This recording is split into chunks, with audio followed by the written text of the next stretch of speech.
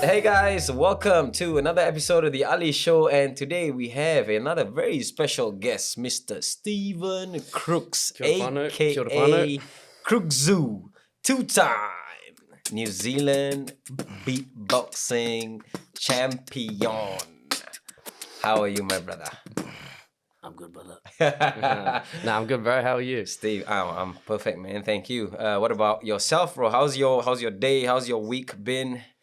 Yeah, week's been good. Week's been good. I've just started working 3 days a week, which is it's been amazing, bro. To put a bit more focus into my beatboxing career for myself and for the wider community as well. I'm so happy to hear that, bro. Like, I mean, I'm all for people making as much money as they can, but like, if it makes you happy to be in a position where you can choose how many hours that you work in a week to focus on your things on the side, your grind, your hustles and this, that, whatnot. Yeah, bro. Yeah. And at the end of the day, if you're in a better mental state, you're just happier, bro. Like, yeah, and that comes down to as well when I was working a lot, working every day of the week, I find myself getting physically exhausted. So at the end of the day, like beatboxing is also a physical thing as well. So I get to the end of the day, I don't really want to beatbox and that, but now having these extra days off to focus on all things for the community and actually just have time to settle, rest and beatbox when I wake up in the morning, it's just that's a stress relief in itself, It's like exercise is medicine. This is like exercising your mouth and your lungs just straight on the spot without actually running around in that. So, man, that's awesome to hear, bro. Anyway, for some of the audience who might not know who you are, Steve, could you give us a brief introduction about yourself? I can. Well, yeah, my name's Steven Crooks, aka crkzu in the beatbox world. I started beatboxing probably coming up to 5 years ago now. Time just flies. But 5 years ago, jumped into the scene, caused a bit of a storm, and now we're trying to build it up. 5 years later, it's just getting bigger and bigger. The scene's growing, and I'm sure we'll get into the finer details. Yeah, of that. man. So 5 years ago, how did you stumble upon beatboxing? So never was a musical person, but I reached a fork in the road when I kept injuring my ankle playing football and skateboarding.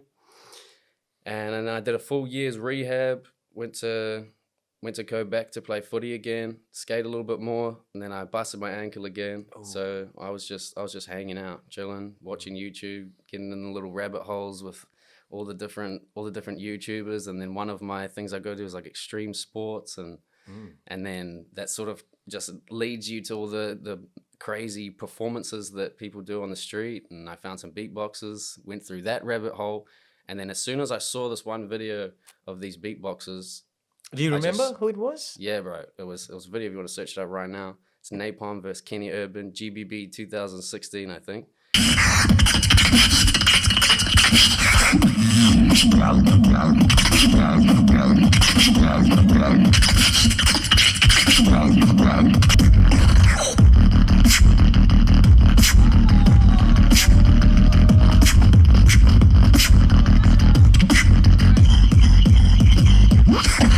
Heard Napalm, he starts doing these lip rolls. He's all like, all this crazy stuff. And I was like, bro, I need to learn that. And I learned it. And then from there, I was like, well, that's like the hardest one. A lot of people can't learn it. I feel like I'm going to learn all of them now. Ooh. And then it was just from that video. As soon as I saw it, I was just obsessed, like compulsively obsessed. Like I'd wake up and I'd be beatboxing. I'd be dreaming. I'd think about something when I'm sleeping. I'd beatbox it when I get up. So like just enveloped my entire mind, bro. What was it about that video that kind of caught your attention? Like, because it's like beatboxing's cool, and a lot of people think that, but then you watch people beatbox and you just get a bit bored. It's like a 9-minute video of this dude's street performance. It's like, oh. But then it was like mics like this, but like live performance audio, and just the sound quality. We're always wearing headphones too, because that's a better way to envelop yourself into these videos. And I was just always into the good bassy sounds and music. I really like music, but I was never into it myself. And then hearing these guys make the music that I like with their faces, that it just clicked something in my brain. I was like, that's amazing. Like I've never seen anything like that. It was just, yeah, right video at the right time, captured my focus, and that was it. Hey guys, stop letting your body go on in pain and feeling sore all the time, man. Start putting some deposits in your health bank and take care of your vessel. Go get yourself an amazing massage gun from Sharpened Recovery. It's a very affordable and lasts a long time. Highly recommended. It probably costs less than 5 meals outside and definitely cheaper than a pair of shoes. Instead of getting something that's going to be on your feet, why not get this massage gun to massage those feet and legs? Go to sharpenedrecovery.com and use the code AliChannel for 20% off your guns. Yes, 20%. You can thank me later. So what are you waiting for, guys? Go get yourself some amazing gear. And when you say like you just go out and learn beatboxing, like that's a very hard thing for me to grasp. Like, how do you learn beatboxing? Like, do you just watch videos and try to do it, or do you get a coach, or like how does it work? Or you get people who are beatboxers to teach you? So there's all of the things you just said are all ways to get into beatboxing. But myself, like, because I just played football when I was younger with my mates and that, and you just naturally want to be better than them, you know. And then you go and watch all your favorite footballers. You watch them doing their tricks, copying their step overs, like Ronaldo, play like Messi. And then I did that with skateboarding, got better and better at that, and it was always a internal thing. I go into my own mind and visualize myself doing things that I couldn't do, which would lead to me doing them. And then beatboxing was just the same thing. It was like I can already go, and I could do like everyone out there. You've all got a sound that you used to make when you were a kid, whether you haven't done it for years or not. There's something in your muscle memory that's there. It's a sound you make. One of mine was this one. It's like a little pocket of air here, and I go like. And I never used that in beatboxing, but now I can chuck it in because I've started using it with my beatbox mind. But everyone makes like, I was talking to my missus just the other day, and she is looking after kids, and they're all like 3 years old-ish, and they all just make noises. It's that sort of time in their life where they're just trying to figure out how to speak and make noises. We all do it. We all beatbox, and I just saw that, and I was like, man, this is it. This is it, bro. Let's go. Because isn't it like a, you know, when I heard this on a podcast recently, like when you start like looking after kids and children and whatnot, like you start to look at the world as everybody's like big kids and big babies. You notice the more that older people act like kids, the more fun they're having as well. Keep that inner child, like bring it alive, spark it up. That's where the happiness comes from, you know? Yeah. When you get real giddy over something so exciting, like that's how kids feel about everything, bro. They're like just so stoked. And then even like beatboxing, you show them beatboxing, they're like, what is that? Like, and then they try and do it straight away. There's no block. Like, but you see with adults, they're like, I can't do that. Yes, you can, bro. Everyone can do it. It's maybe the other thing is like also, you know, people don't want to dive into because they might feel embarrassed or you know, like, man, what if I bomb? And I, you know, like, I'm thinking like I'm like the coolest person ever, and then someone looks at me and I'm like absolute shit. And that's the thing with kids, bro. They don't think that. Yeah, they don't think that. They just straight go. Make noise, doesn't matter because that's also how I learn as well. I'll be doing some mean beats, but then I always consistently go into like this mode where I've got the beat right, and now I'm getting a little bit bored. I want to put something else into it. So I'm trying to figure it out, and I end up making distinct noises that I would never probably do on a stage. But that in my own time, I sound bad to sound good. Because if you don't sound bad, you're never going to improve on the bad things, you know? You can't fix what? Yeah, you can't fix something that's not broke, you know? So you gotta sound useless. Like I use that a lot as well, because I don't just make amazing beats. It's taken me 5 years of sitting by myself trying to make noises to actually sound good. So it takes a long time. It's all the long run, you know? Yeah. And so when you started in doing beatboxing back then, what was the beatboxing community like here in New Zealand? So in New Zealand, I was actually I thought I was all by myself, you know, just like every beatboxer in New Zealand, that's their story as well, you know?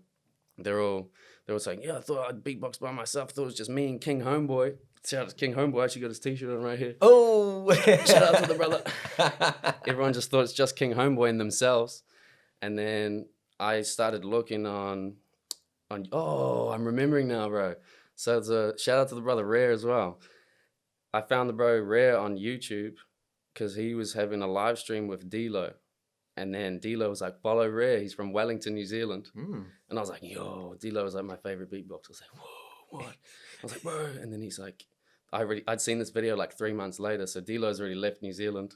And then that was like the time. I've been beatboxing for like 8 months. Thought I was by myself. Then this dude was like, Rare from Wellington. And I was like, what? And he's beatboxing as well. So I just hit him up.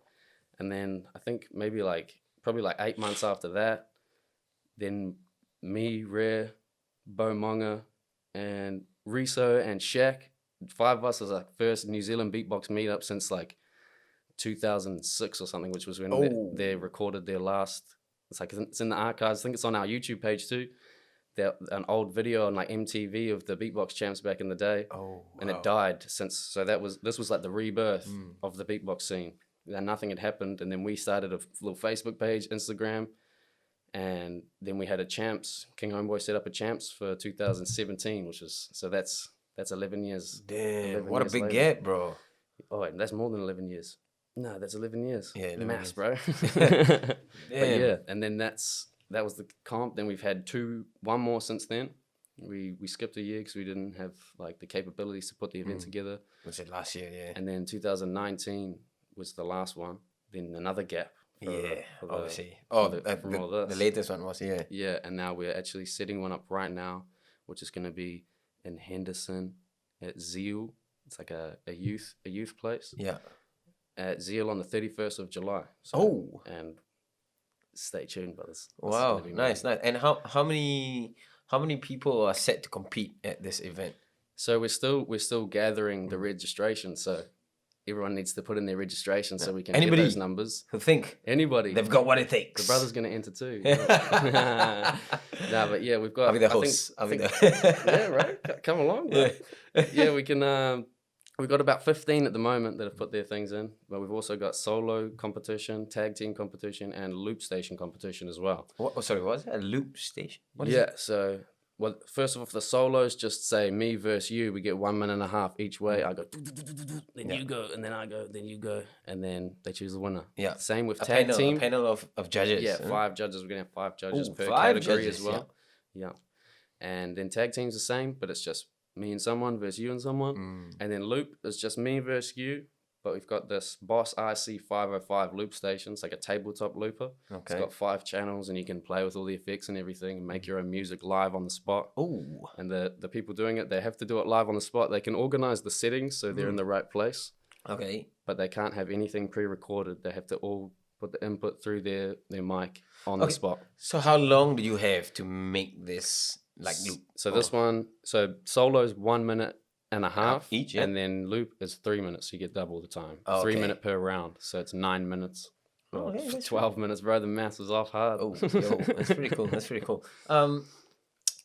So okay, let's rewind a little bit back to the early stages when it started, and so a year in, you're saying 8 months when you started beatboxing, and then you met up with the community here, and then you meet some people, and because for those who don't know, you've actually traveled with beatboxing and to beatbox to learn, and tell us a little bit about that, man. Learning and competing and going. I mean, when you won. Because, so you went into the first comp, the New Zealand beatboxing competition, and you won that competition, That's right? Yeah. And, so before we get into that, how's that experience like for you? That was within the first year of when you started? So it was about, the competition came around, so it was periods of 8 months, and then on the third 8 months, so it was a year and a bit, a year and more than half a year. Then there was this competition was set up, and I entered it, and then I won it just after starting beatboxing less than 2 years ago, which was, if anything, it gave me more motivation, because I'm look, now I can go to the world champs. I'm going to go to the world champs now, and then I can do all this, I can do that, I can do this. So it was just an amazing experience, just being able to be there in the winning. I'm just blessed to be there, because there was also all the beatboxers that were already beatboxing in New Zealand. A few of them started at the same time as me, and then there was others that had been beatboxing for their whole life, since they were little kids, their brother taught them. And so it was just testament to my work ethic and wanting to beat everyone as well. Like that was the mindset. I wanted to win. I wanted to beat everyone. The mindset And of champions. Without that, I obviously wouldn't have gone to the world champs, because I would have been like, oh, this dude's better than me. Even when people are better than me, I'm always like, I'm better than him. I'm going to beat him. That's it. You got to have that mindset, right? Yeah, you have to, bro. Otherwise, you're just doubting yourself for no reason, you know? Like, just fully believe in yourself. And then when you lose, then have a look back and see why you didn't win the way you thought you were supposed to, the way you visualized it. That's all part of it as well. I've always done that since I was little, just visualizing things. And I would have visualized myself winning I've already visualized myself winning the world champs, but I haven't done that. And I've been there and I didn't even make it in. But I'm going to win the world champs, bro. Tell us a little bit about that experience, because you traveled to Europe to compete on that. Yeah, bro. So when was that? This was in, I think it must have been 2018. It was the 2018 Beatbox World Champs. And I actually went to 2 events at the same time, because they set up the World Champs, and then at the end of the World Champs, there was a bus that left from Berlin, well, that's where the World Champs was, to go to Krakow in Poland. It took I think 8 hours or something on a bus, and then we went straight to that's a long ass bus ride. Yeah, but it was mean though, because it was just a bus full of beatboxers from the World Champs going to a camp where we're all going to beatbox for 7-8 days, and that was just a surreal experience. Like after probably now about 2.5 years of watching all these beatboxers on the internet, trying to copy all their things, trying to be better than all of them. And then I'm standing there in front of them in situations just like this, just having a chat, yarning to all the best beatboxers in the world, being in, they've got a little camp, and there's events, and then there's all this outdoor bit where dudes are just chilling and you can go and just chat with them. And they're like the A grade beatboxers, you know, the ones that like untouchable people in sports, like Ronaldo and that, you can't even go near them.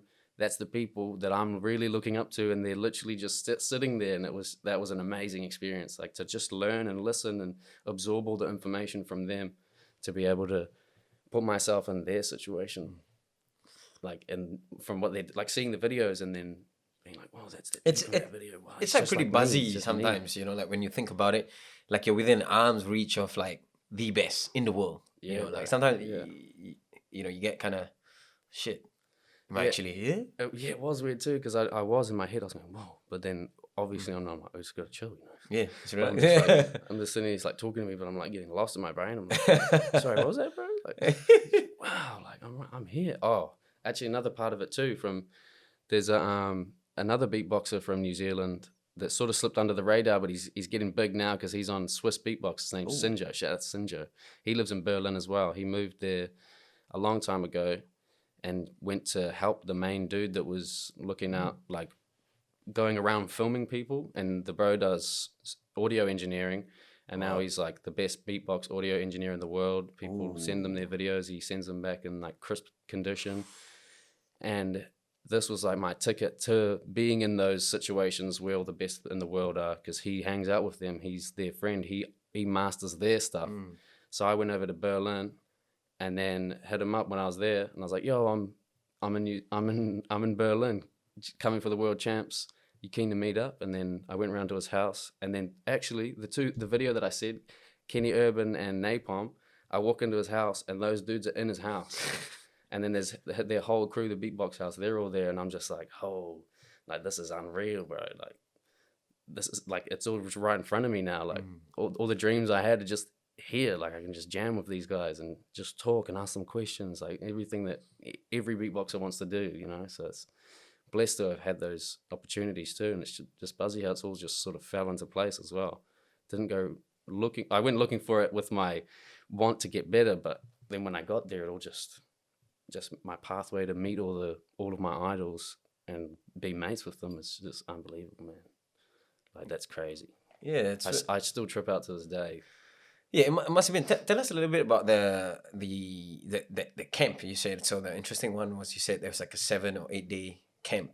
Yeah. A beatbox camp. What do you do in these camps, and like how is it structured? Like, yeah, so I'm quite interested. Like, you know, 7-8 days is a long time, and like, how, you know, what do you learn, and like, so So there's just a multitude of beatboxers who have been chosen. They get obviously like get paid to teach everyone and run these camps. And each day you just go have breakfast. They have that all set up, and then you go to your classes. You have a choice of one or the other. I'm pretty sure that's how it went. And then there's two classes in the morning for like 2 hours each, and then there's then lunch, another 2, dinner, and then there's like the events at night. Then there's like a battle each night. Ooh. So like say Monday would be the first one of the whole event would be like the showcases for the people who are teaching. Then the next one will be like the solo battle for the pros that are there.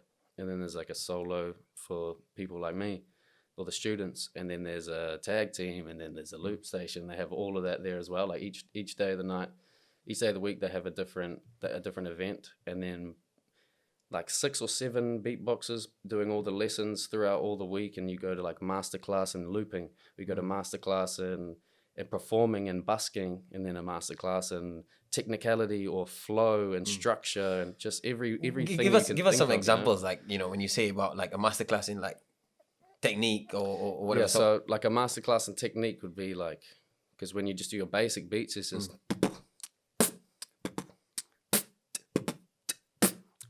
then technique would be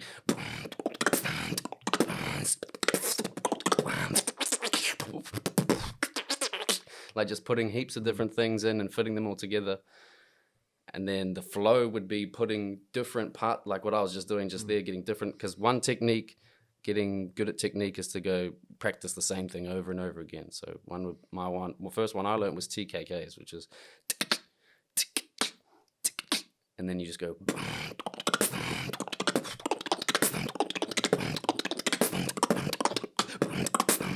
and then the flow would be putting with,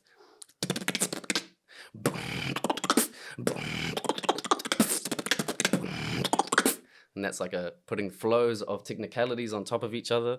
But then you can also do musicality, which is then like going, I'm not very good at singing in that, but yeah. I like to use basses, which you can use as a musicality as well, because it's like,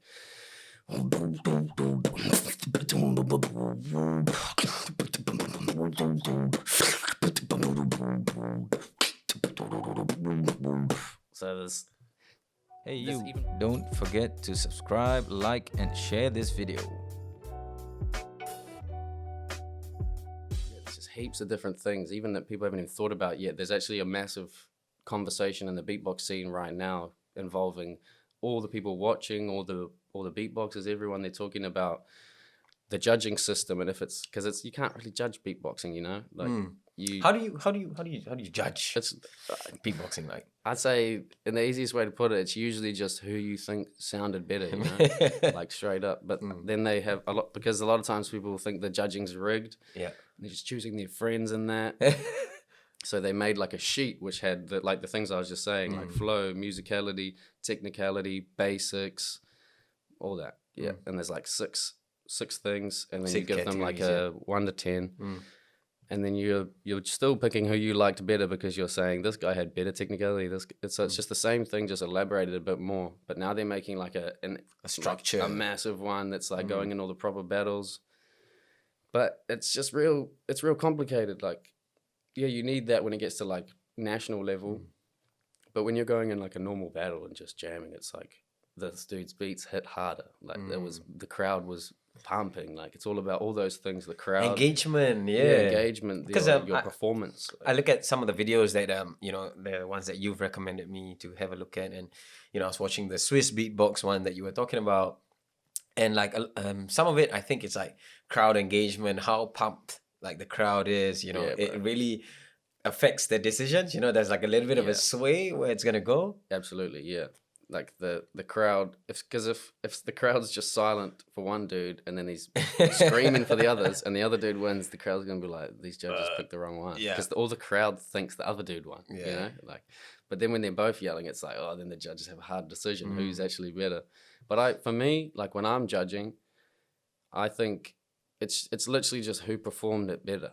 Whose piece of music did you feel more? You can feel the energy that they're putting into it. They're not just standing there going, even if like you don't even have to have mean beats, but you can see someone's like they're on the way up, you know, they're getting the beats better, but they've made like a real nice little piece of music where they can just jam out and they can put their full energy into it, even though it's not the craziest. It's like that dude's, he's got the mana. He's like, he's bringing it out. And then if another dude, I don't know. It's just which one performed better, like who had the most crisp performance as opposed to which music sounded better. Yeah, because the interesting part is like everybody has their own set, right? It's not like two guys performing the same thing, you know. So it's not like going through an obstacle course and you both have to like have the same adversities. Like you can do whatever you want. It's like painting a picture, you know. You're just making some noise. Yeah. So which brings me to, you know, painting your own picture and being your artist with your own style. How did you, you know, there's all these different styles, you know, that people have. If people look into like beatboxing videos, there's different types, you know. How did you pick out like your style and like? So my style sort of just fell into place. Like everything else has just been falling into place. I got real worried about like what I was doing, because like I said, I'd copy all the beatbox, I'd copy all their things. I can do their things now. I'm doing them, and I got to this point where I'd copied so many people's things. I was like, I don't like have my own style. I can just do all these people's beats. And then that was when I started to experiment and because I was doing their beats, like perfect beats. I can do them now. But then I started to experiment with that, go a bit crazy and do things that sound weird and silly. And then that ended up making me find my own style through using all these styles I'd found. And now I can say like I'm a mashup between like a list of like 100 beatboxers that I've spent just time and time watching and learning and trying to do their things. And then now it gets to a point where a new video comes out and I can just hear the sounds now, because I've spent so much time listening to other people's things and then trying to implement them. Then I'll take someone's thing and then try and do something different with it. Then it might take like 8 months to a year to make something else from it. But it's just consistently trying to look for progression. And with that seeking skill and to up my knowledge led to me finding my own little patterns that I can squeeze together with different sounds and put two people's sounds together to make something that neither of them have ever made.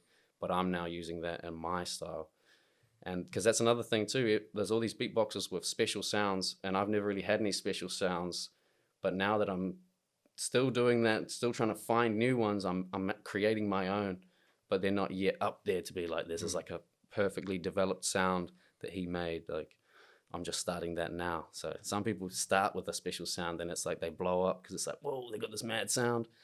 But that's not me. I'm taking the long route, right? I get all those skills. It's a marathon, not a race. That's right, right. Man, that's so cool, bro. So like, you know, in that experience that you went to Poland, the camp was in Poland, and then you meet all these different beatboxers around the world. One thing I wanted to ask was that I didn't see a lot of females. There's a lot of guys. No, are there a lot of female beatboxers around? There's quite a few these days. There's way more now. Like you'll find heaps. There's a few videos going out these days where beatboxers have like little sort of podcast things where they're in Europe and that, so they're just doing like at their home, and they get people on, and then they make videos about people. They send all their videos in, like your 100 people show us their new sounds, and there's like quite a few girls in there. Like in the last one he posted like a couple of days ago. But even like before that, there's like no girls. There's only like a few of the ones that have been up there for a long time.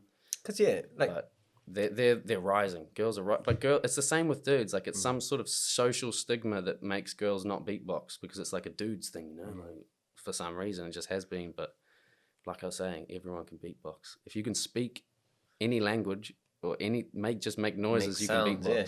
So because if you think about it, like, you know, females naturally have. Well, I don't want to say naturally have, but like you look at a lot of singers, and like there's a lot of female singers, right? They're very good with their voice. They can make a lot of different sounds. They can control. Absolutely.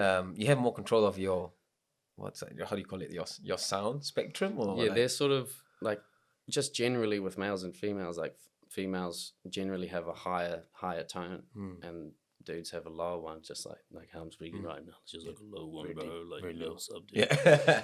But then girls are more like up here, like a little bit. So they can. That's the thing that hasn't been like no one's explored that really yet. There's a few ladies that are going hard and like doing crazy stuff. Now they can beat dudes now.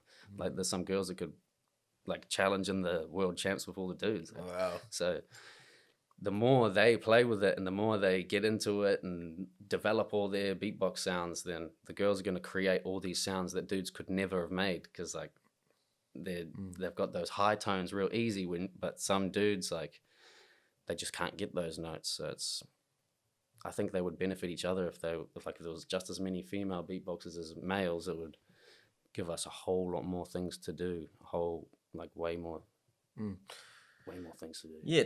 Okay. I've just got a question about, like, you know, when you create a piece, for example, stuff that you used to like just put out your own. How do you call it? Like your piece? Would you call it your piece? You like, just I don't really make anything. Yeah. That's another part of my style. Is I've just freestyled. Okay. This whole journey has just been a freestyle, straight up. Like I've had periods of working on little things, and I made some like routines, but when I perform them, they're always different. So when you're performing, everything's freestyle. Yeah, essentially, I've got like a little idea in my mind, and then I follow that, and then I'll fill in all the gaps while I'm just on the spot. Damn.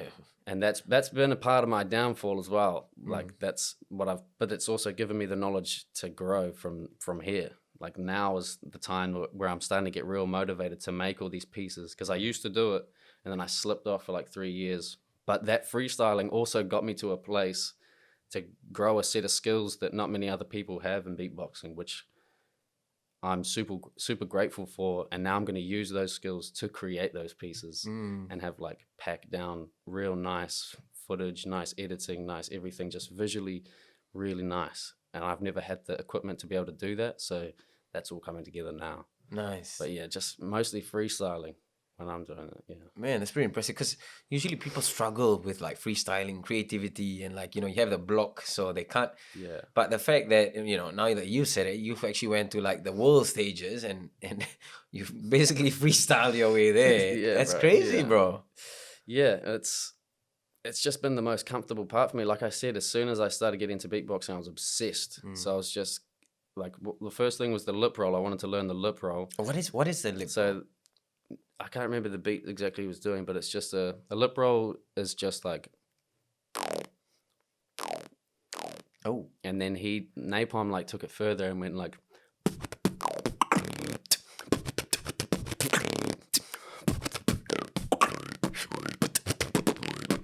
and doing all this stuff like that. damn. And I wanted to learn that. So in order to learn that, it starts with like a in the middle, then you do it on the side. So like,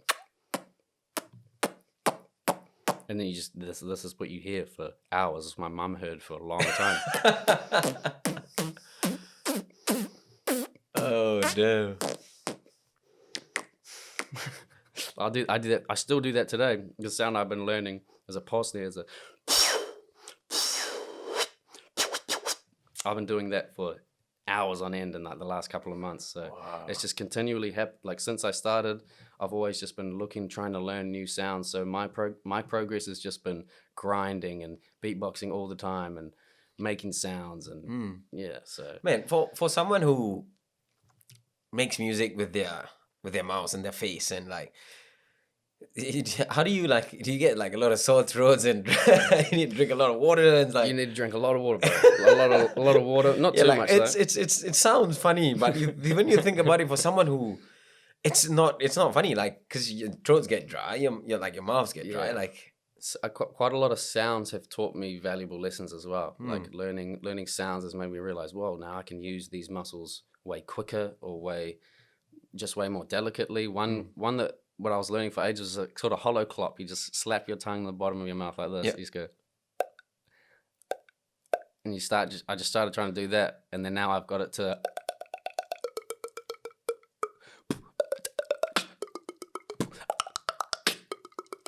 And to get it that fast, I was going like. At one point, that would have been my fastest. Like really trying to do it, and now I'm just like. Oh So shit! it's really repetition. Like you'll know that well from being in the gym.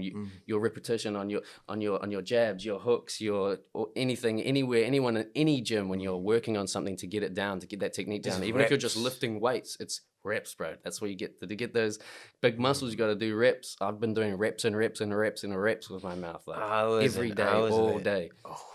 Like, even in my head, like it's like I said, it's I'm visualizing sounds that I want to do in my head, but I can't do them. Like, well, if I could do that, and then I'm trying to do them when I got some time to beatbox, and it's like, so it's just consistently on my mind, plagued, if you will. Man, that's crazy. Yeah, talking about this stuff here, not being something that's like it's not a mainstream. Beatboxing is not a mainstream thing. Or It should yet. be though. Or yet. Not yet.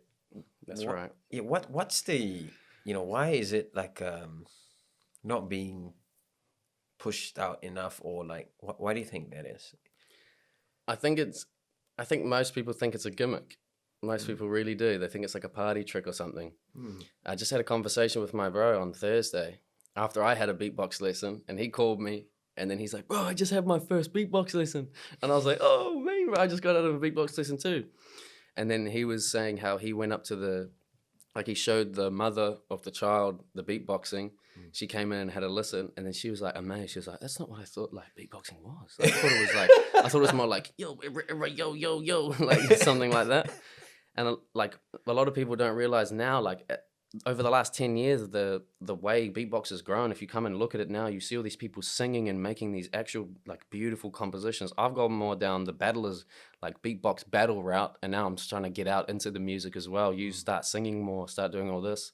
Some people are already doing that, and it's amazing. Like it's straight up music from, especially when there's like 5 beatboxers, all amazing, all been doing it, all pro level, and they're all beatboxing together. Even now, like 5 kids that have been jamming together for like a year are amazing. Like it's unbelievable what's happening. Because isn't it like when you think about it, it really does start at like grassroots level, Right. like out in communities, younger generations, 100%.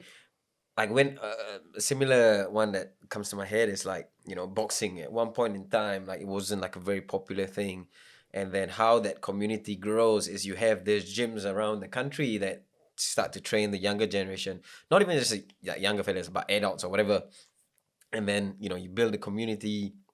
Number of people start to grow, people start to compete, and it goes. So like is that like a lack of it's one of the reasons could be like lack of like this stuff in the different communities, and like lack of like, because this was all going in like 2006, but it all sort of ended due to just inside dramas, and like I think it was something to do with like judging, and people thought the judging was rigged, and then certain people, I can't tell the story because I don't really know very well. I've heard it just through other people, but just people fell out, they couldn't get along, and that's what we're trying to completely avoid this time. It's just fully open. It's for everybody. Like I'm not going to ever judge someone and choose my friend. I'm going to choose the kid that was better than my friend, I want that kid to shine. I want everyone to shine, and that was why it all fell apart. So we're trying to bring it up now. We're trying to be the people that get this all going again.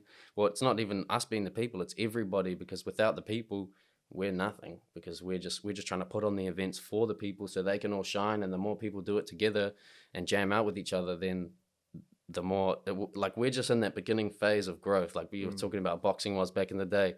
We're just trying to create those gyms now where the kids are in New Lynn, and then in Hamilton and Christchurch and all around Auckland, and different little beatbox schools everywhere doing all this stuff. And that's definitely going to happen in the future. I can already see it. I'm already planning to do that, and I know a couple of other bros that are going to do that too. So it's just a bit behind everything else, because it's just been slept on, for real.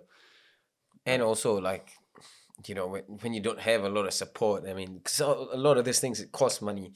Even like sometimes it's hard, like even to organize a small event. Like you still need money to put together, like you need this, you need that, the venue, and like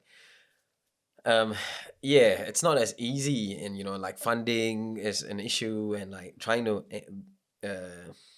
build up that just getting a good reach, getting that message across. Hey, look, we're having this, that, and whatnot. And like times they get lost in transition, you know, trying to get to people? Yeah, bro. And often it's just people want to do things and everyone wants to make it all happen, but it's just people don't have any money. They don't have the time to dedicate towards it. And that's why, like, I'm feeling so blessed now that I can even just take the time off work to be able to actually, because even when I was working, I could have done it, but just, you know, I was all messed up in my mind. I couldn't. I was just too tired and this and that. Isn't like, you know, you can get trapped. You get trapped in that cycle. Yeah, you get caught in the motion. 5, 9 to 5. You get caught in the motion. Don't get caught in the motion. Do what you love. Follow your dreams. It sounds cliche, but it's actually true. Like, that's real talk. That's what work does. It keeps you trapped in that. That's why, like, it's very important. You know, everybody needs. I'm not saying people don't need to work or earn money. They do. You need to work. You need to earn money to support yourself, pay your bills, and all that stuff. Absolutely. But also, you need to be working on the things that you love. You know, on the side, outside of work, because this is the one thing I feel like. Because you engage in that, 8-9 hours of your day, you just smashed. You get tired, and like.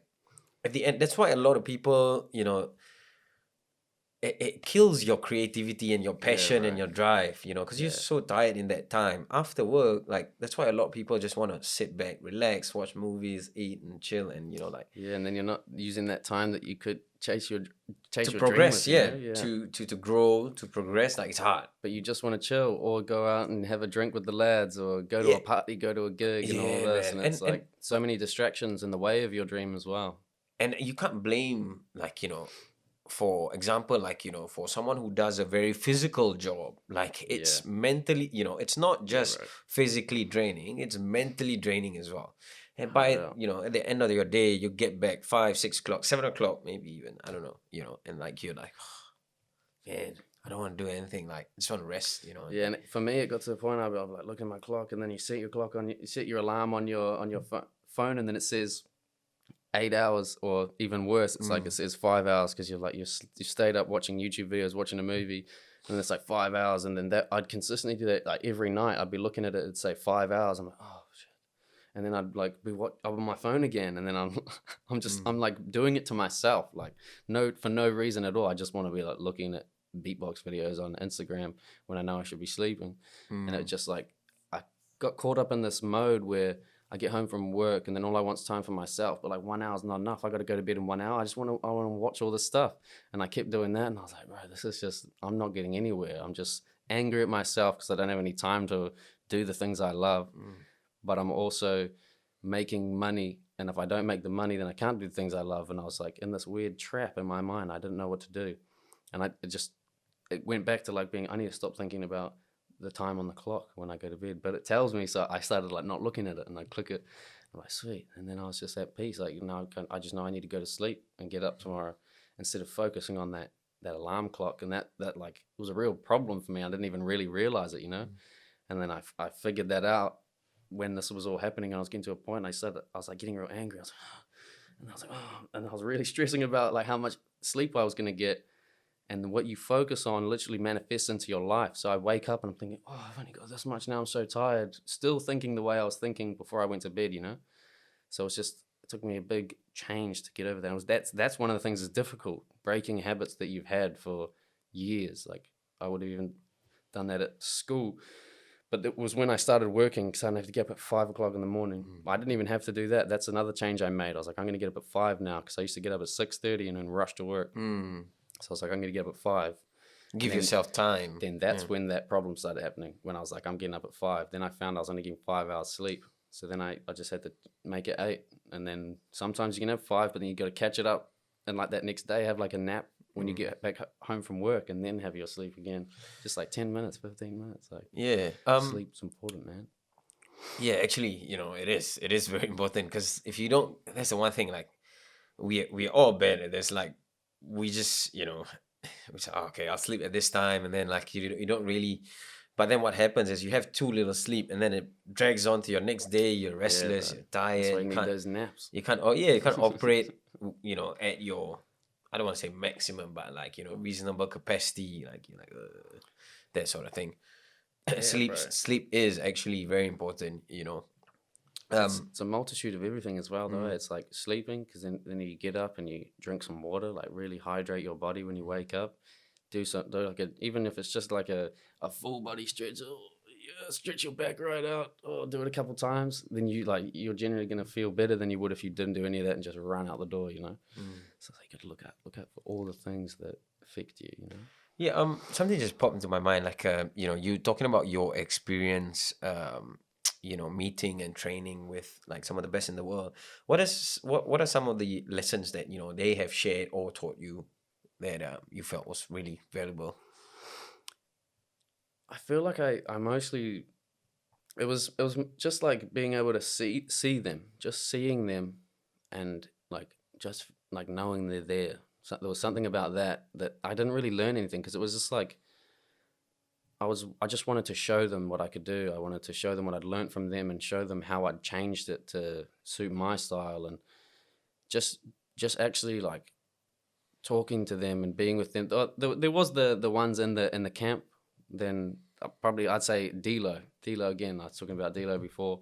He had a masterclass in flow and a masterclass in technicality. I think both of those things.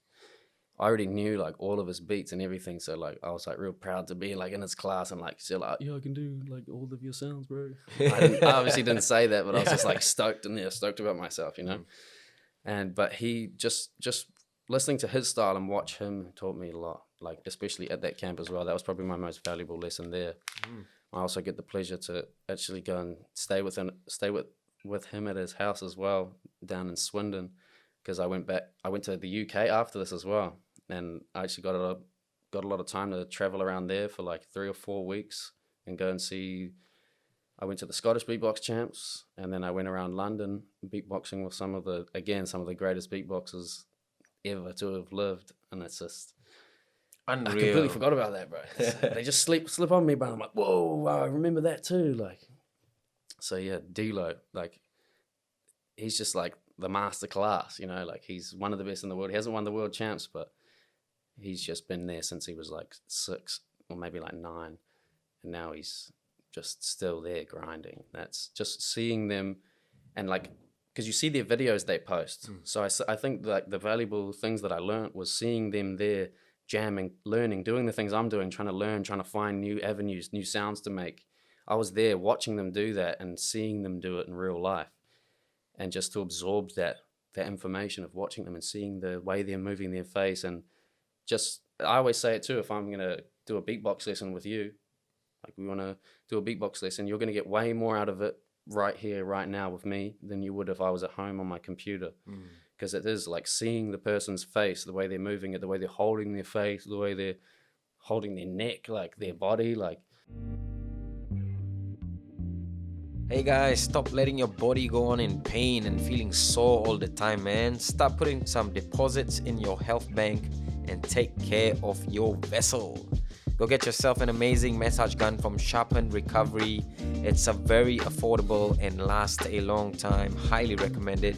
It probably costs less than 5 meals outside and definitely cheaper than a pair of shoes. Instead of getting something that's going to be on your feet, why not get this massage gun to massage those feet and legs?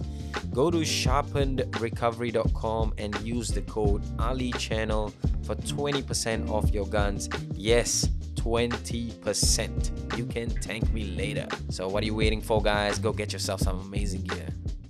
So for people who don't know, you actually have had a background in combat sports as well, in jiu-jitsu, and you spent some time. Yeah, a little bit, yeah.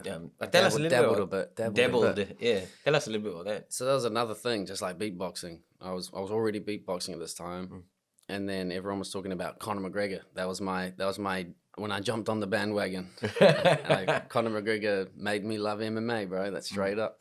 And I just got obsessed with him and watched all of his fights, sitting there trying to fight like him and do his movements, all the weird stuff, the way he walks and that, all this, just copying him. And then I ended up wanting to go to the gym and start training. And I really loved jiu-jitsu. I got super into jiu-jitsu after that. I went down the rabbit hole of MMA, and I just loved jiu-jitsu, bro. Just something about it. So I went down to the local dojo in Epsom and started training with these two I don't know how it all works, but it's like something like 10th Dan, 11th Dan, 13th Dan, black belts or something. I don't know if that's the right even word, Dan. I don't know. But they were like these super, like been black belts for like over 15, 16 years. Oh shit! So That's a while. I was loving it, bro. Like I was like, this is crazy. But then I slipped off. I died out, and I quit. No, that's completely wrong, bro. Yeah. Oh no. So my bro was at my bro was doing kickboxing and that. My bro Reggie, and I was like, now I want to do jiu-jitsu and kickboxing and boxing and everything and wrestling as well. So I went to this gym and was there for like a year. I was in town, but it's like Balmoral Liga with Lolo. Lolo Hemoli, yes. Yeah, that was sick had too. the pleasure to have on the podcast as well. Oh man, Yeah. Shout out to Lolo. Yeah. And yeah, was there, and then I finished uni, so it was just difficult for me to get out there. It was just a hassle, if more than anything. And then I just stopped doing it after that. But always like just the movement side of it, like jiu-jitsu and moving around, doing handstands, like more like even like capoeira. So I just love all the movement, bro. Movement and just how to improve yourself, bro. It's the same, like again, just the physical improvement, just like beatboxing, but with boxing and that. But jiu-jitsu is really what got me. I really like the jiu-jitsu.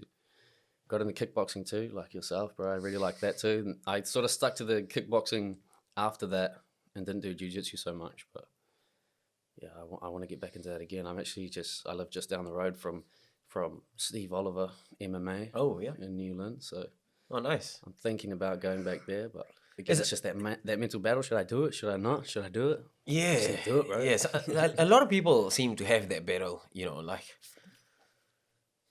Yeah, should I do it or should I not? And like, man, I think it's a shame. When you think about it, it's a shame. Like for people who've never done it before, like they have this struggle. Like, man, what if I go there and I look like an idiot? But yeah, with anything and everything, you're always gonna. It's just something that you just have to put in your head. You're always gonna look like an idiot at the start.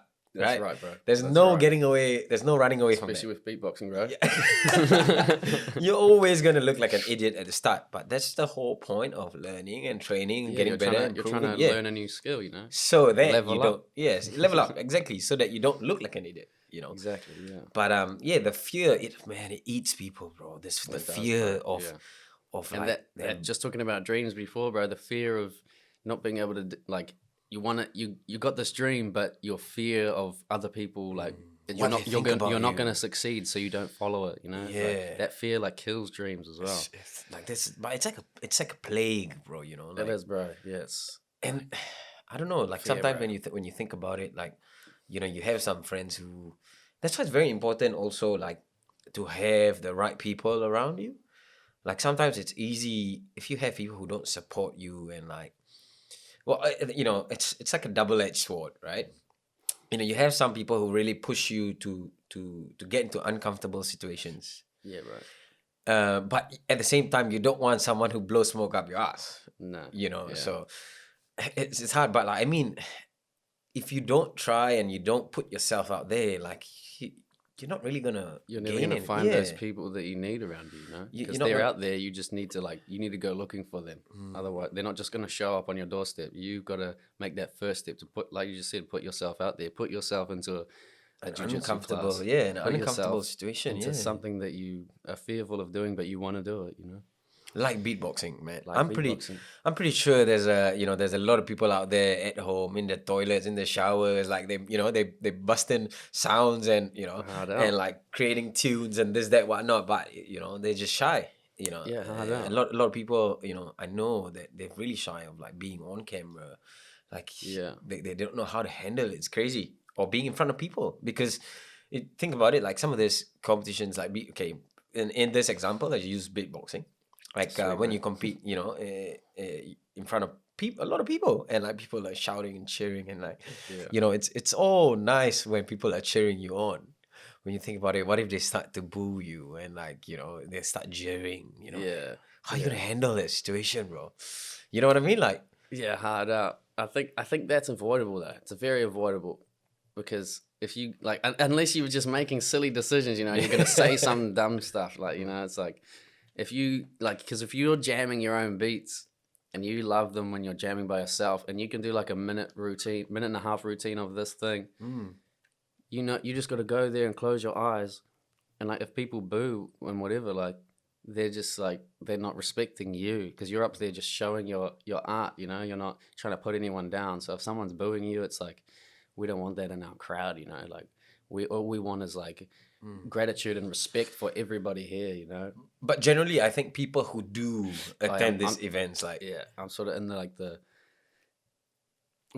So for those people, like say, you're going to come to the New Zealand Champs this July 31st, come along, because what I'm just talking about right now, this gratitude, this love and respect, that's all we want. Like we're encouraging people that don't want to get up on the stage to get up on the stage so they can make that level up. So in beatboxing itself, like come along, like you got nothing to lose. Like you're just going to get better and better. And this, like, because you maybe will bomb it your first time on a stage. But when that bomb happens, you've got now a mean video to look back at to like make your next one better.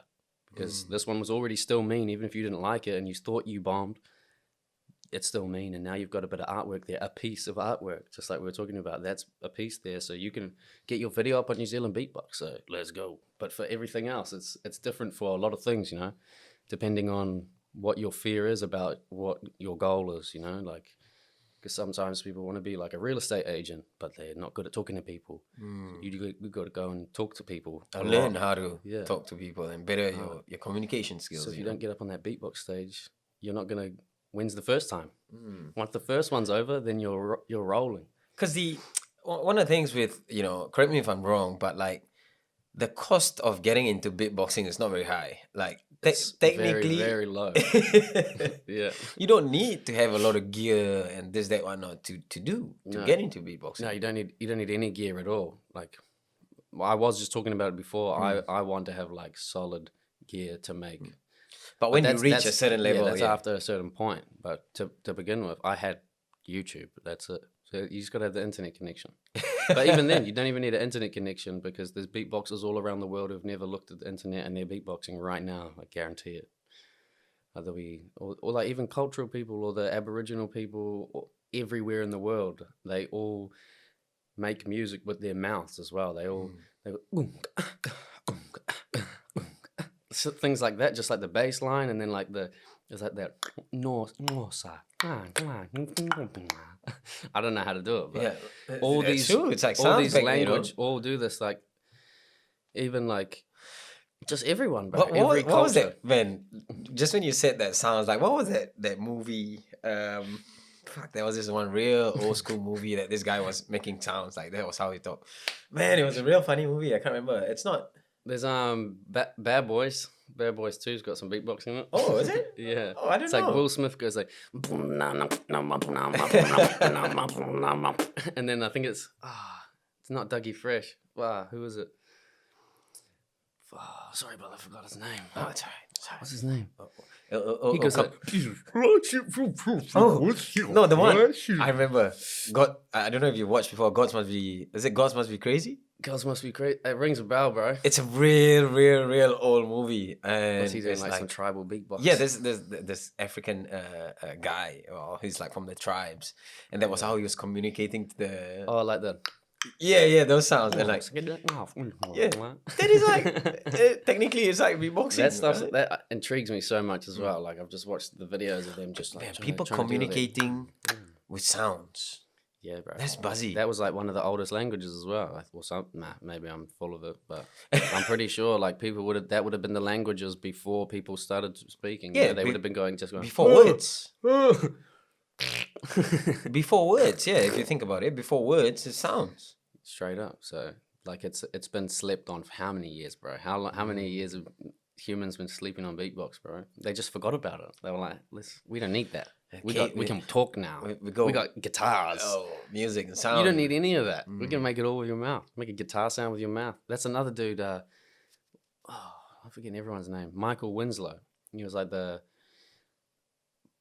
Police Academy. You seen that?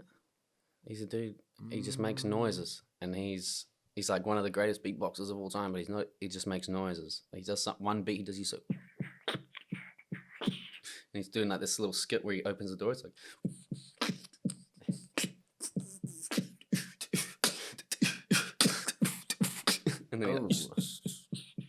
And then he does like all these like. Hello. does all this crazy stuff. This dude can do like a full on like I don't know the song. It's like Pink Floyd or something, and he's doing like the. I can't even do it, but it like straight up sounds like a guitar, and it's like no one can do that, and he's been doing it for like 20 years. So there's so many things to unlock in the beatbox world that are just untouched right now, but we don't even realize because we haven't had the time to develop, you know. That's what you need. You need time to work on like this, you know, all the stuff. Yeah, bro. You got and like what you said, like reps. You know, you need a lot of reps, and rest. Man, anyway, we've come to the section now. Wise words from the wise man. Damn, bro. If you've got any advice for the people watching, listening, what advice would you give them? crkzu. I just say, take this moment right now to shut your eyes and just listen to those voices in your head. You'll get distracted. You'll think about all sorts of stuff trying to just distract you. Just worrying about what's happening tomorrow, what about what's happening like in the next 20 minutes. Just shut your eyes and just try and just chill, like even if it's just for 10 seconds. And do that all the time. Because if you do that all the time, you're practicing to get to know that silence in yourself. And then when you do that for a long time, you get comfortable with that. It might be hard to begin with, but it's important because that's like rest when you're still awake. A little bit of meditation, brothers. Meditation. Close your eyes and take, what's the word? Oh, that's 4, 4, 4, 4. The rule of 4. Take a big deep breath in, 4 seconds. I didn't hold it. Gotta get yourself calm first.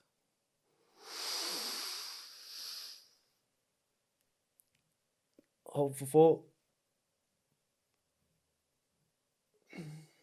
for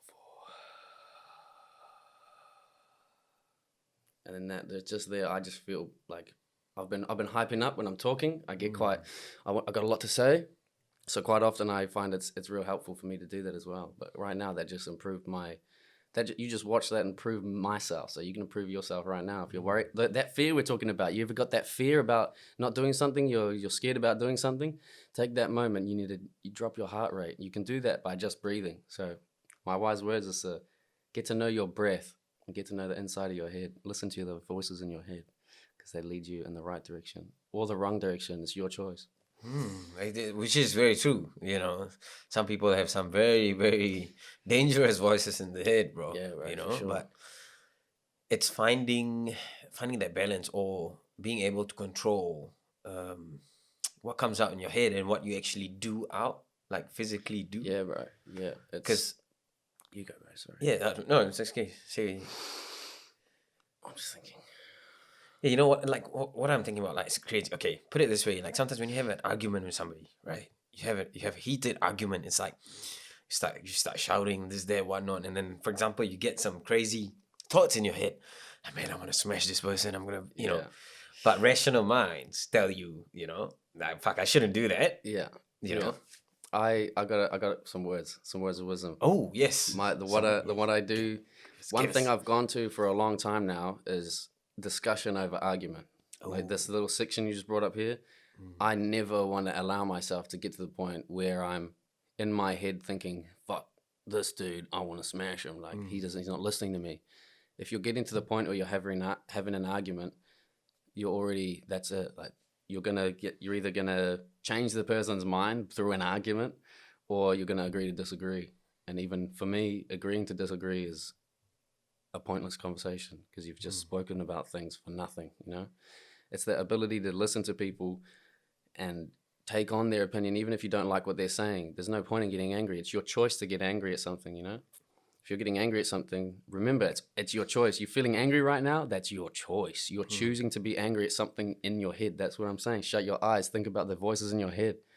You're choosing to get angry at those. You're worrying about the future. You're worrying about what somebody might think of you. You don't know what they're thinking about you. Stop thinking about that. Just think about what's in you right now and what you've done. You might feel regret for doing something, or you might have done something work, so someone told you off. You're worried. Like, it doesn't matter. Like, none of that matters. And then just never get into an argument. What's the point in an argument? Like, yes, sometimes it's difficult when you get into an argument with someone that you really care about, someone you love, because they're not seeing what you're saying and you're just trying to help them. that's also a moment where you just got to step back. You can't help somebody if they're not willing to help themselves as well. So it's just about analyzing everybody, listening to everything, and before you react to something, mull it over. Shut your eyes, breathe for a little bit. Think, why am I feeling like this? Like, why am I sad? Why am I angry? And you might not figure it out straight away, but just spend some time there. And every time you get, like, you feel your heart, every time I feel my heart rate rising, I try to take that 4 second breath rule. 4 in, 4 hold, 4 out. And then I do it's like it's a release because your heart's going, you're getting real worried, real scared, real anxious. Yeah, that just goes away with your breath. Look up the brother Wim Hof. That's a fucking dude. Yeah, man. Wim Hof. And also, we actually have had on a Woody, Dave Wood from Woody's Movement Workshop. He's the breathing guru, and he works with, some of the best athletes in the world. Like, he works with all the CKB boys. He works with Israel. He works with like Junior Far, like all these guys. And he, and he has shared and taught me some of this, this breathing techniques as well, which is really cool. But yeah, like, talking about breathing, like, as I think there was a saying somewhere I heard, like, when you were younger, you have very good breathing methods, and then as you grow older, like, just turns to shit. Like, you don't breathe properly, you like breathe through your mouth and like all this kind of stuff. And that's another thing that beatboxing brought to me as well. I didn't realize that I was using breathing as like this thing that was helping me until I found Wim Hof way later. I found him a long time ago, but never like went into it, Yeah.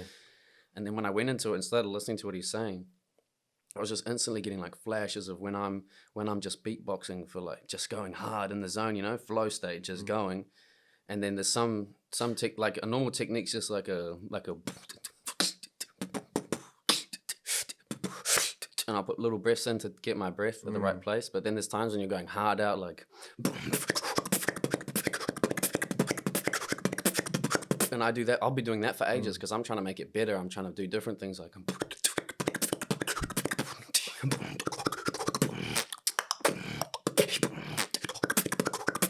and trying to, like, all those little parts. That's my lungs are going like this, like, yeah,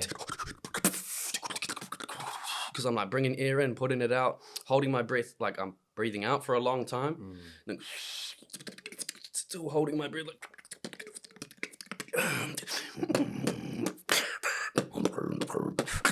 just changing the sounds around to make sure I've got breath at the right time. And then when I do this sound for this long, then I ran out of breath and I have to blow air out. And then like I'm getting like these head rushes of like, because my body's trying to hold on to the oxygen and there's too much CO2. And I just saw all this stuff happening in my brain when I was listening to Wim Hof talk. And I was like, I've been doing this, like when I'm in these flow states and beatboxing endurance wise, just keep beatboxing. I'll beatbox for hours on end when I'm really in that like practice mode. And that must have just done wonders for my body, So I always try and get people to like beatbox and like even just do like a, it's just going.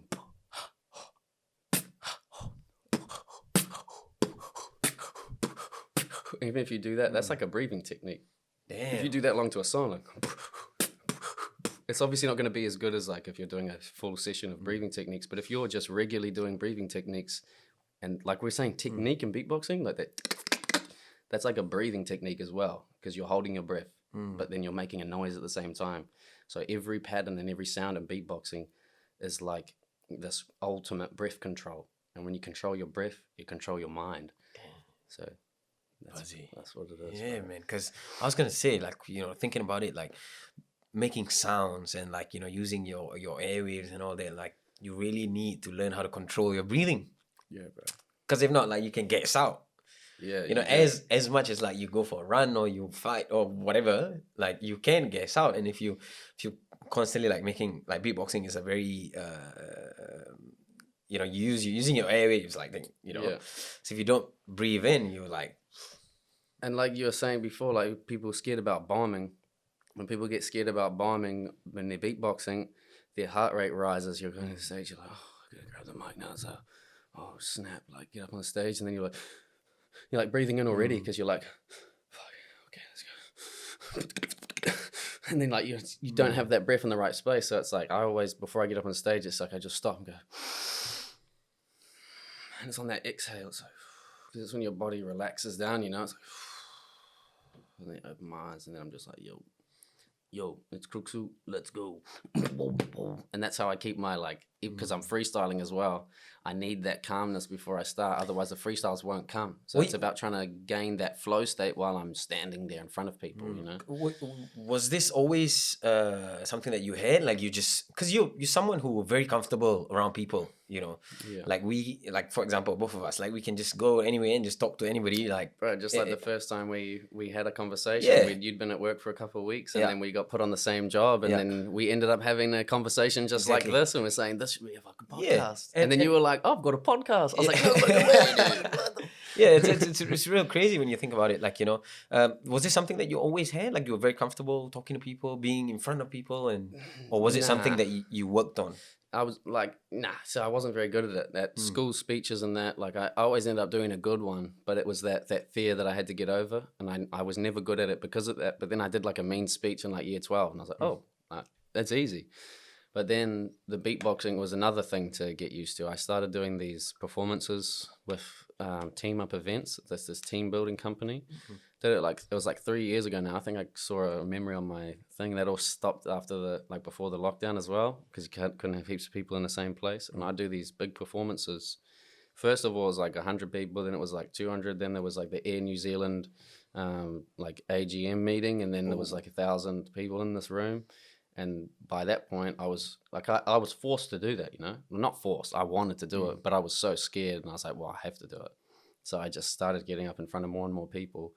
And I'd say that experience alone made me that comfortable, because before that I wasn't. And so thank you to Stuart, Team of Events. He helped me get to this point of being able to be comfortable talking about what I love doing, you know? Because when I was with him too, like, he was probably looking for someone that was like real onto it, business part of sort of thing. Like, yeah, can you make this? And I was like, oh, I brought it to him. I was like, do you think this will be good? I was just a young little kid, you know, just trying to beatbox and make a living from it. But Stu, bro, I'll call you, man. Hey, you, don't forget to subscribe, like, and share this video. What are some of the stuff that, you know, besides the nationals that's coming up on the July 31st, which I'm sure you will put more information out, and I'll definitely help to share and reshare and spread the message about that as well. But what are some of the other things that you're working on currently, or you're building, or stuff on the side? I've actually, my plans got upended for the coronavirus, much like anyone else. I was planning on moving to the UK and just starting to build the scene over there. But right now it's first of all, it is the champs, but then we've also got like a pipeline of events that we want to do after that, and we've got an event just before as well. We're gonna hopefully have we definitely will have an event, even if it's just at a community hall in Christchurch, because that's like down the end of New Zealand. Some of the kids from there won't be able to get to Auckland, but it'll be easy for them to get to Christchurch. So anyone that's down Southland, we're going to be in, I think it should be July the 10th. So it's a couple of weeks before the champs. So that'll be a good opportunity to get some of you guys out, get you on the stage and get those improvements up. So get that experience, you know. Yeah, get that experience to be on the stage next time. When you save all that pocket money to come up to the champs, and it'll be, think Hamilton next year maybe, or somewhere, where we're still working on what's happening after that. But for myself, I'm just starting to get into the producing game. I want to, not so much like producing beats, but I want to just make music with my mouth, and then actually start, because I make loops as well. I just want to put my own words and thoughts upon my beats as well, make them better than they already are. Because you get to a point with beatboxing where just your regular person loses interest, you know.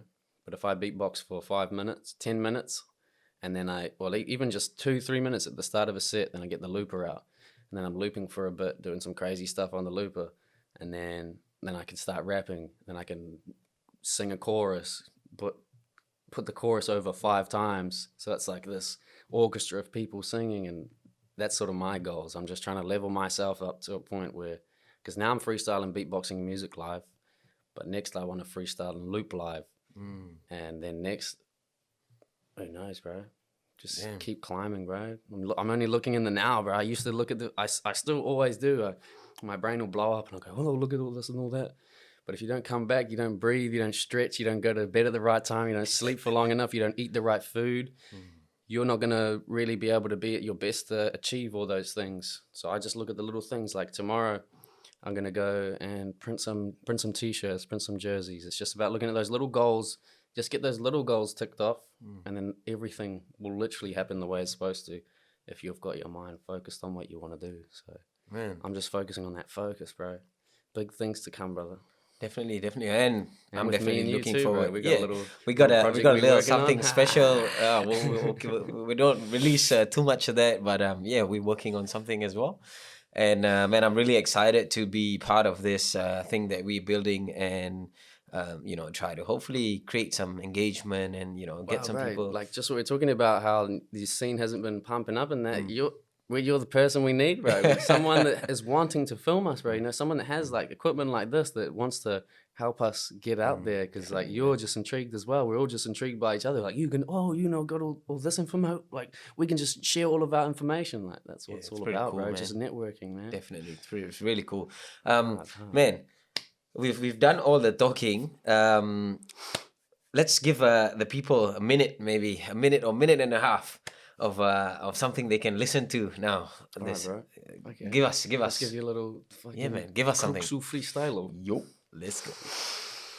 How long? Just whatever. You just tell me when to stop, bro. Whatever. Yeah. Give us okay. We'll put a timer. Let's give let's say a minute. Boom.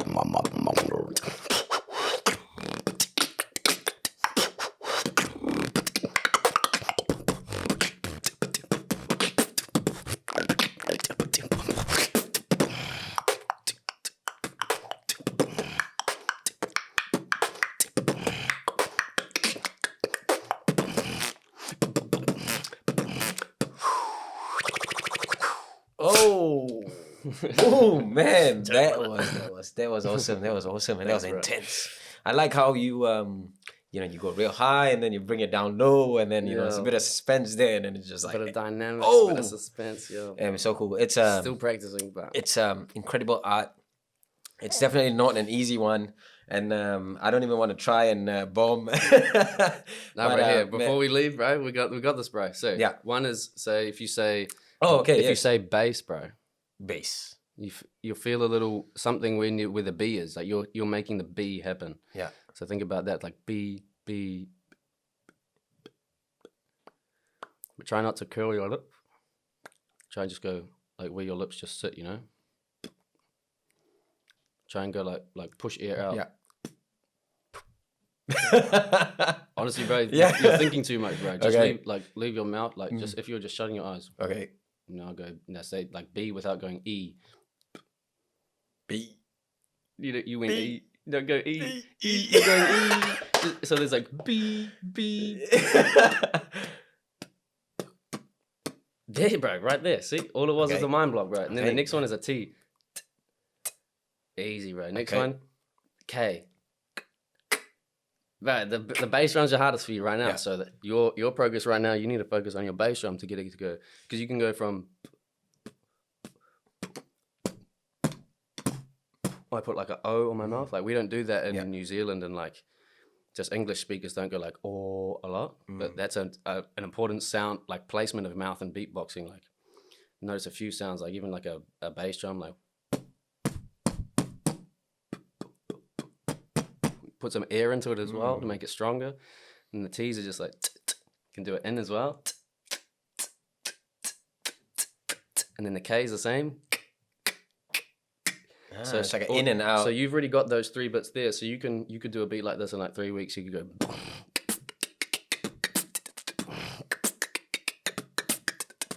You you can do that already. Okay, yeah. We might need a little bit more time to work. But yo, Steve, crkzu, thank you so much for your time today, coming and sharing your experiences, your knowledge, and man, I really had a good time today talking about all this stuff, man. Thank you for having me, bro. I'm definitely looking forward to see you do big and great things, man, to see you on that world stage again. And the next one obviously will be July 31st, which is the Beatbox New Zealand Aotearoa Beatbox Championships. And it's at Zeal Henderson, 31st of July. Oh, yes. Put your registration in. Go to New Zealand Beatbox, Instagram, Facebook. Boom. Find it. Guys, you heard it from the man himself. Steve, again, thank you so much, brother. Appreciate your time. And we'll definitely, when the stuff comes out, we'll put it out. We'll share it and repost stay tuned, it. Whichever. Stay tuned. Exciting stuff happening. Guys, if you've stayed this far, thank you very much for watching, listening, and we'll see you guys on the next one. Boom. That's background music. Give us some background music.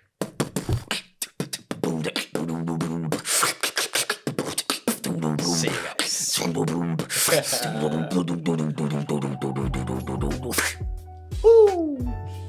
Thank you for watching this episode. Don't forget to subscribe, like, and share. I'll see you on the next one.